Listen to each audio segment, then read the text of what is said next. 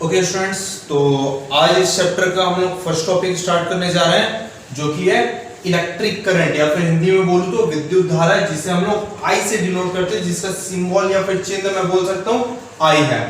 तो चलिए, मैं इसको स्टार्ट करने से पहले मैं ये बता दूं, ये या फिर से याद दिला दूं कि मैं जो चैप्टर पढ़ा रहा हूं वो इलेक्ट्रोडायनेमिक्स है।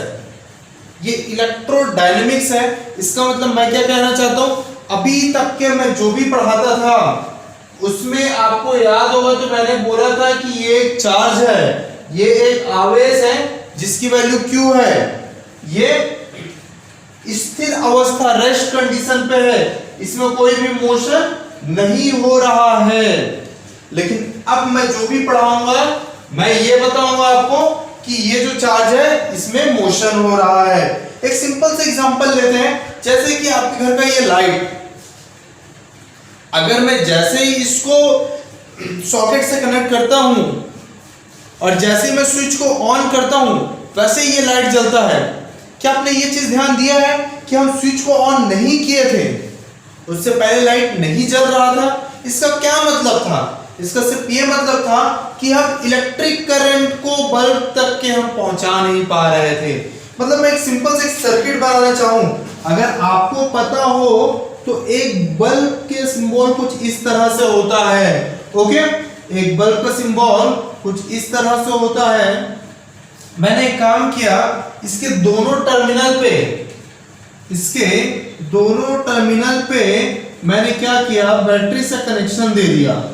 लेकिन बीच में मैंने ये भी किया कि उसके बीच में एक स्विच यानी जिस बटन सिंपली जिससे ऑन ऑफ करते हैं वो मैंने लगा दिया, ठीक है। और मैंने क्या किया, इसको कनेक्ट कर दिया। जैसे ही कनेक्ट करूंगा क्या होगा, आपका बल्ब जल उठेगा। इसका मतलब क्या है, मैं जब बल्ब को स्विच ऑन नहीं किया था, मतलब कि इसको डिस्कनेक्ट कर दिया था, ठीक है। इसको ओपन सर्किट भी बोला जाता है डिस्कनेक्ट करने को, ठीक है। ये सारे के सारे नीचे डिस्क्रिप्शन पे दिया हुआ है, नीचे लिंक दिया हुआ, उसे आपको डाउनलोड करना है पीडीएफ को। ओके, तो जैसे ही मैंने ऑन किया वैसे इस नेगेटिव टर्मिनल, आपको पता होगा कि जो छोटा वाला लाइन होता है उसको हम नेगेटिव के लिए रिप्रेजेंट करते हैं और ये बड़ा वाला जो लाइन है उसको पॉजिटिव के लिए रिप्रेजेंट करते हैं। तो जैसे ही हमने स्विच ऑन किया, इस नेगेटिव से इलेक्ट्रॉन्स बहने लगा। ओके, और उसी के साथ में इस पॉजिटिव के साथ में प्रोटॉन्स बहने लगा। अब मैं आपको एक चीज बता दूं कि हम सिंपली ये पढ़ते हैं कि भाई जैसे ही इलेक्ट्रॉन्स फ्लो होता है, मतलब कि मैं हर बार सिर्फ एक ही वर्ड यूज करता हूं, मैं इलेक्ट्रॉन प्रोटॉन की कोई बात ही नहीं करता। तो इसके बारे में डिस्कस करेंगे कि भाई पॉजिटिव चार्ज जब मूव होता है तो क्या होता है। सबसे पहले मैं यहां पर इलेक्ट्रिसिटी का कंसेप्ट बता दूं, करंट का कंसेप्ट बता दूं। तो जैसे ही इसमें से चार्ज बहता है तो इसके कारण से इफेक्ट पैदा होता है, और उस इफेक्ट के मेजरमेंट को हम लोग क्या बोलते हैं, इलेक्ट्रिक करंट, विद्युत धारा, जिसको मैं किससे रिप्रेजेंट करता हूं, मैं I से रिप्रेजेंट करता हूं। और इसका बेसिक फॉर्मूला क्या होता है, Q/T होता है। आया आपको समझ में? इसको किससे रिप्रेजेंट करता हूं, I से रिप्रेजेंट करता हूं, और इसका बेसिक फॉर्मूला क्या होता है, Q/T होता है। जहां पर Q क्या है, एक चार्ज या फिर आवेश है, और T क्या है, टाइम या फिर समय। अगर मैं Q का यूनिट लिखूं तो वो क्या होता है, कूलाम होता है, और T का यूनिट लिखूं तो क्या हो जाएगा, सेकंड हो जाएगा। आया आपको समझ में? इसी को और क्या बोला जाता है, एम्पियर बोला जाता है, जिसको A से रिप्रेजेंट किया जाता है। मतलब कि अगर किसी क्वेश्चन में कूलाम पर सेकंड भी दे सकता है या फिर एम्पियर का भी यूनिट यूज कर सकता है। अगर मैं इसके डायमेंशनल फॉर्मूला की बात करूं तो क्या हो जाएगा, तो डायमेंशनल फॉर्मूला, या फिर मैं बोलूं हिंदी में विमी सूत्र। तो आपको शायद पता होगा कि डायमेंशनल फॉर्मूला या फिर विमी सूत्र में या तो MKS सिस्टम को एक अलग सिंबल के साथ में लिख दिया जाता है, या फिर उसी को एक और टर्म से रिप्रेजेंट किया जाता है जिसे हम लोग SI यूनिट बोलते हैं, ठीक है। अब ये क्या होते हैं, तो ये सब 11th वाले पार्ट के डिस्क्रिप्शन में है। ओके, आप 11th वाले पार्ट के डिस्क्रिप्शन में हमारे इसी चैनल पे देख सकते हैं। ओके, तो अगर मैं लिखना चाहूं तो भैया सिंपल सी बात है, हम MLT हम सिर्फ MLT से रिप्रेजेंट करते हैं। लेकिन सिर्फ MLT नहीं होता है। तो क्या होता है हमारे डायमेंशनल फॉर्मूला के अंदर, तो देख लेते हैं हमारे ऐसा यूनिट कौन कौन से होते हैं। तो सबसे पहला ऐसा यूनिट क्या होता है, मास होता है। मास यानी क्या होता है, द्रव्यमान होता है, जिसको किससे रिप्रेजेंट करते हैं, m से रिप्रेजेंट करते हैं। आया समझ में। सेकंड क्या होता है, सेकंड होता है लेंथ, जिसको किससे रिप्रेजेंट करते हैं, L से रिप्रेजेंट करते हैं। थर्ड क्या होता है, थर्ड होता है टाइम, टाइम यानी समय, जिसको T से रिप्रेजेंट करते हैं। फोर्थ क्या होता है, तो फोर्थ होता है एम्पियर, एम्पियर यानी कि इलेक्ट्रिक करंट, विद्युत धारा, जिसको किससे रिप्रेजेंट करते हैं, A से रिप्रेजेंट करते हैं। अगर फिफ्थ की बात करूं मैं, तो फिफ्थ क्या होता है, मोल, पढ़ोगे यार केमिस्ट्री में, ओके। किससे रिप्रेजेंट करते हैं, इसको मोल से ही रिप्रेजेंट करते हैं, ओके। सिक्स सोचिए क्या हो सकता है, कैंडला, CD। अब ये कैंडला क्या होता है, सोचिए कैंडला क्या हो सकता है, ओके। कैंडला क्या होता है, दिमाग की बत्ती जली, नहीं जली, तो जलाओ यार, बत्ती की तो बात कर रहा हूं मैं। चमक का इंटेंसिटी, चमक यानी कि ल्यूमिनस इंटेंसिटी, चमक का तीव्रता कैंडला होता है, ओके।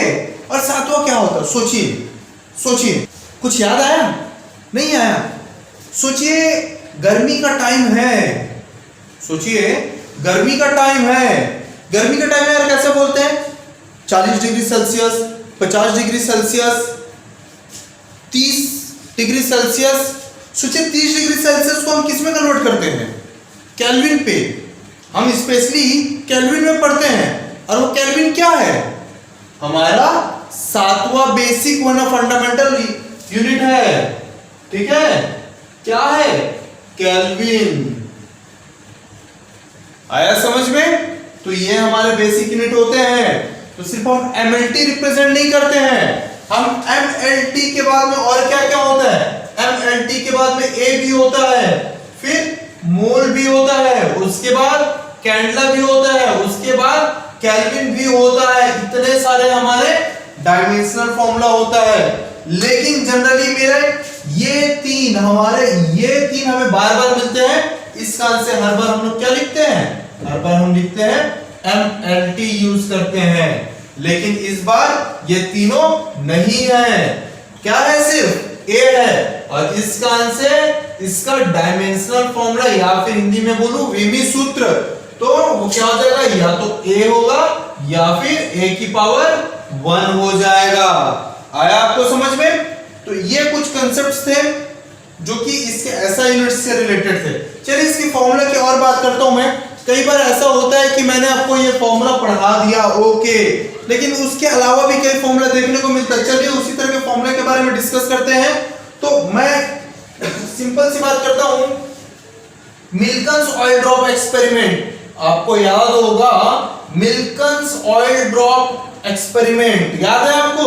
मिल्कन्स ऑयल ड्रॉप एक्सपेरिमेंट में क्या किया गया था, स्पेसिफिक चार्ज, विशिष्ट आवेश निकालने की कोशिश किया गया था।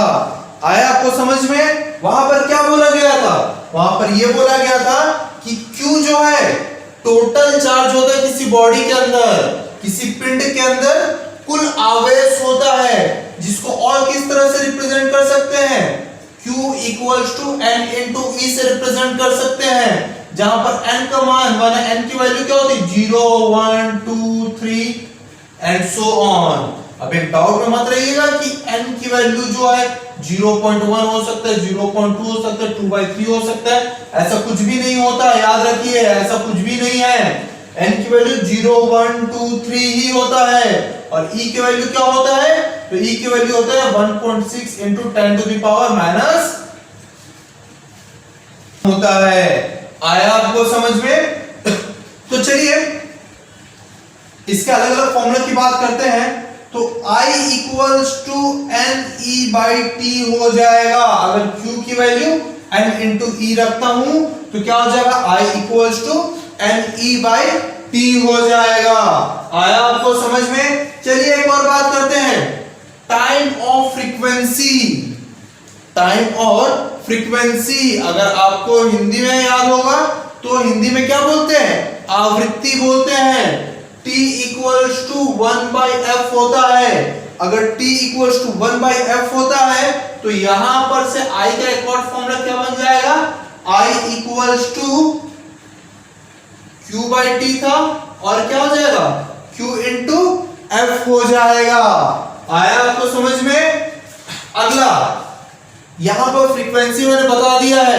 फ्रीक्वेंसी यानी क्या होता है, एक सेकंड में कितना साइकिल चल रहा है। मतलब कि कैसे आप सिंपल समझोगे, देखिए हमारा पंखा जो है गोल घूम रहा है, ठीक है, हमारा पंखा क्या हो रहा है, गोल घूम रहा है, ठीक है। तो मैं कई बार आप देखे होंगे अपने पंखे के जो कवर होता है उस पे, जो फैन है, सीलिंग फैन, कोई भी फैन, उसके कवर में देखे होंगे उस पे लिखा रहता है 300 RPM। इसका मतलब क्या होता है, R का मतलब होता है रिवॉल्यूशन, P का मतलब होता है पर और M का मतलब होता है मिनट, यानी कि 300 बार एक मिनट में गोल घूमता है उस पंखे का एक ब्लेड। आया समझ में।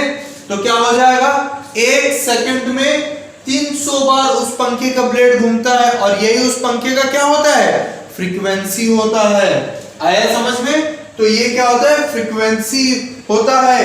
लेकिन ये एक सर्कुलर पाथ पे, कोणीय पथ पे घूम रहा है।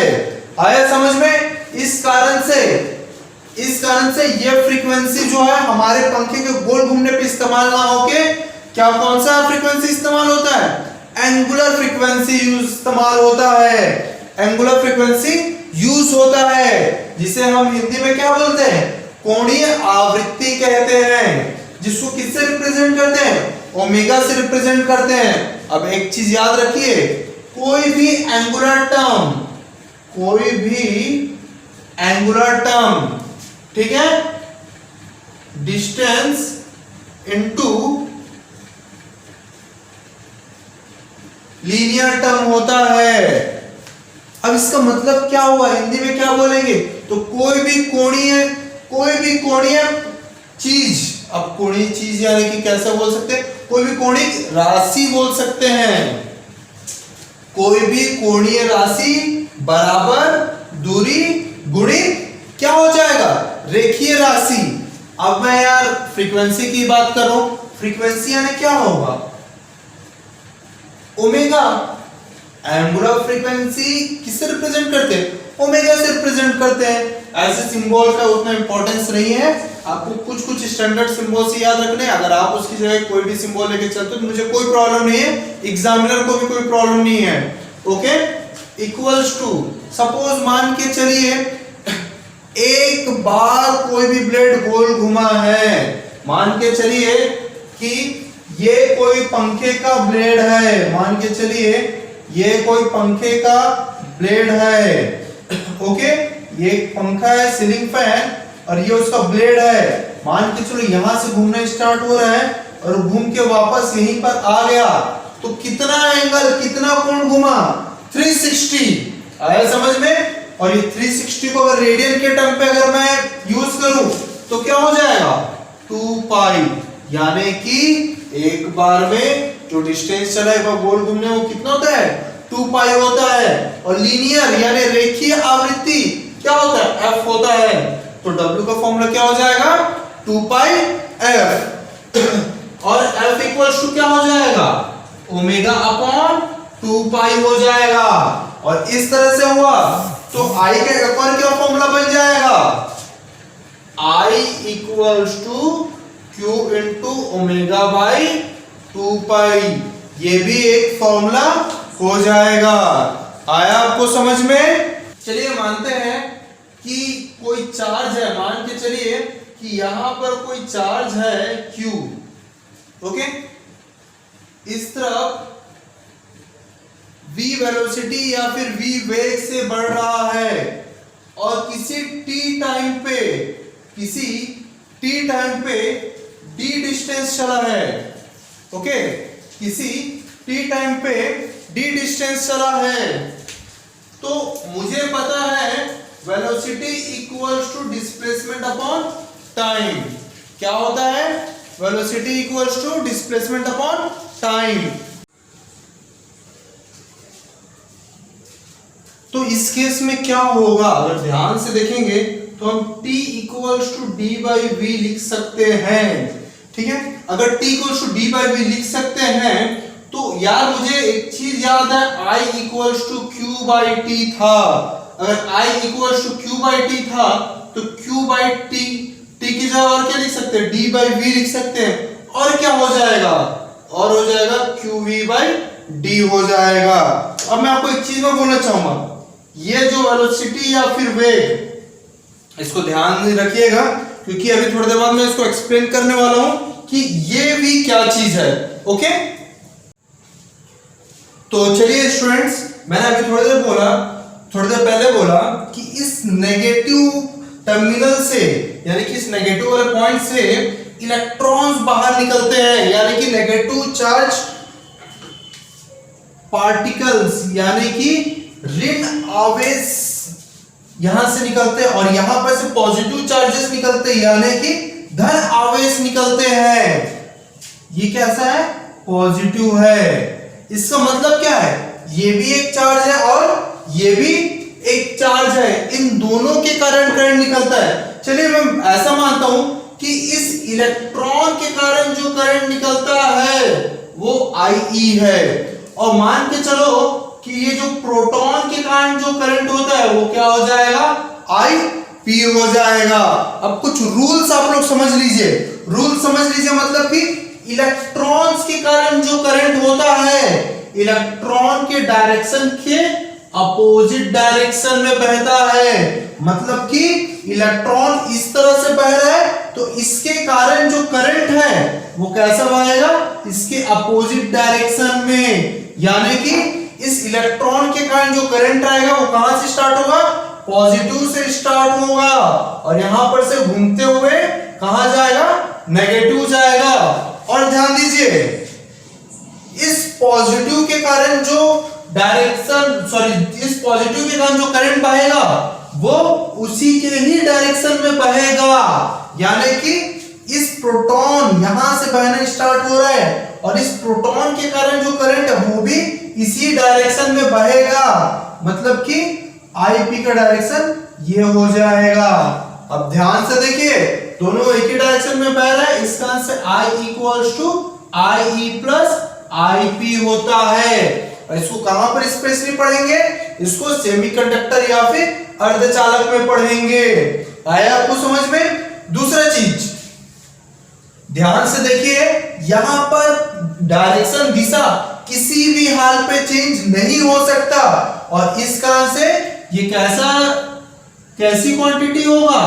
ये एक स्केलर क्वांटिटी होगा, यानी कि ये अदिश राशि होगा।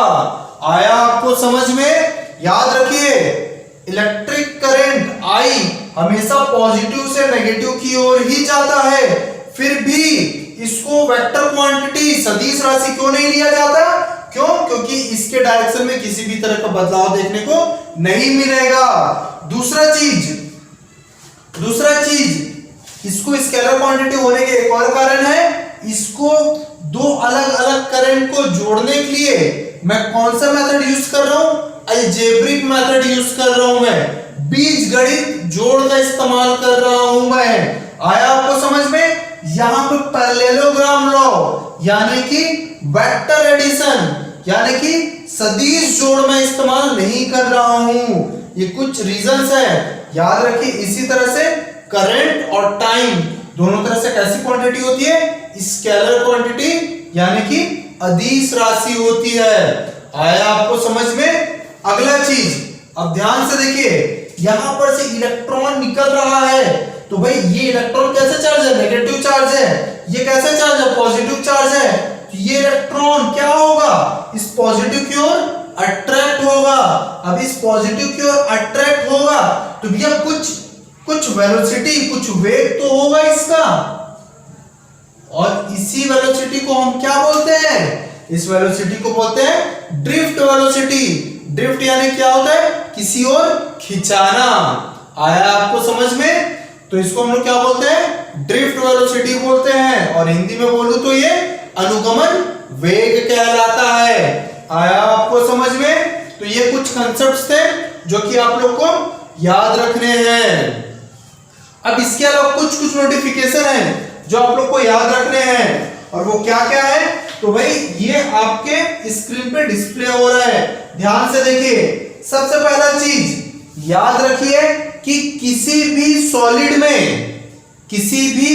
में इलेक्ट्रॉन और प्रोटॉन दोनों के कारण, किसी भी सॉलिड में इलेक्ट्रॉन और प्रोटॉन के कारण ही इलेक्ट्रिक करंट बहता है। हालांकि हम सिर्फ इलेक्ट्रॉन के कारण पढ़ते हैं। क्यों सिर्फ इलेक्ट्रॉन के कारण पढ़ते हैं? कारण सिर्फ इतना है कि इलेक्ट्रॉन के कारण जो करंट है वो मिली एम्पियर में होता है, वही प्रोटॉन के कारण जो करंट है वो माइक्रो एम्पियर पे होता है। मिली यानी 10⁻³ होता है, और माइक्रो यानी 10⁻⁻6 होता है। यानी कि मैं क्या बोल रहा हूं, IE जो माप है वो किसमें होता है, मिली एम्पियर में होता है, जिसको हम लोग कैसे लिखते हैं, 10⁻³ एम्पियर लिखते हैं। लेकिन जो IP है वो कैसा होता है, माइक्रो एम्पियर होता है, जो कि 10⁻6 एम्पियर होता है। ये वैल्यू जो है IP का जो वैल्यू जो है वो बहुत ज्यादा कम होता है, किसकी कंपैरिजन, IE के कारण। इस कारण से इसको हम लोग क्या कर देते हैं, नेग्लेक्ट कर देते हैं। आया आपको समझ में? दूसरा चीज, किसी लिक्विड में पॉजिटिव और नेगेटिव आयन के कारण इलेक्ट्रिक करंट फ्लो होता है।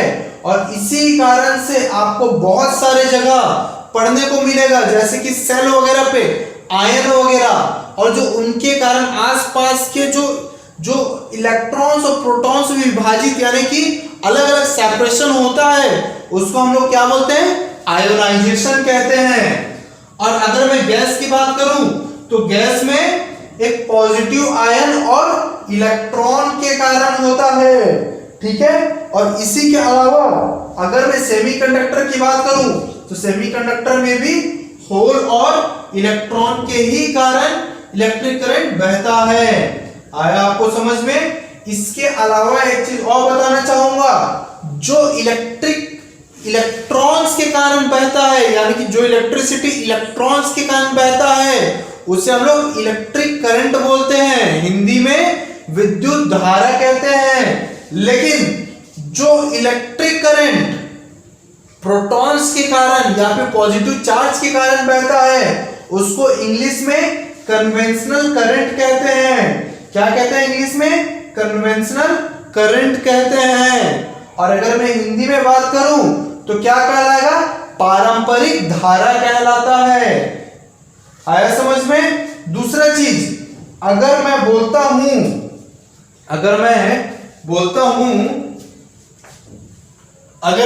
हूं कि मेरे पास कोई ऐसा चालक है, मान के चलिए स्टार्टिंग में उसका क्षेत्र यानी कि उसका क्रॉस सेक्शन कुछ ऐसा था, और उसके कुछ देर बाद ऐसा हो गया, और उसके कुछ देर बाद ऐसा हो जाएगा, तो याद रखिए कि इसके करंट डेंसिटी यानी कि विद्युत धारा की घनत्व, जो कि आगे चलकर मैं आपको पढ़ाऊंगा, उसमें किसी भी तरह के चेंजेस नहीं आते हैं। मतलब कि इतने से एरिया पे जितना इलेक्ट्रिक करंट भरा होगा उतना ही इतने में भी भरा होगा, और उतना ही इतने में भरा होगा। जनरली ये चीज होता नहीं है, आपको बता दूं, जनरली ये चीज होता नहीं है, लेकिन मैं अलग अलग एनालिसिस के लिए इसको मान लेता हूं।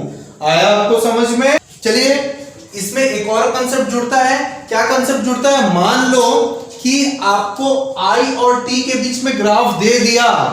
एक चीज, सबसे पहले चीज तो ये बता दूं कि अगर आपको ग्राफ देता है तो घबराने का नहीं है। क्यों घबराने का नहीं है? क्योंकि इसमें सिर्फ दो ही चीज सॉल्व हो सकता है, चाहे फिजिक्स में पढ़ो, चाहे केमिस्ट्री में पढ़ो, चाहे मैथ्स में पढ़ो, चाहे बायोलॉजी में पढ़ो। याद रखिए, पहला क्या चीज होता है इसमें?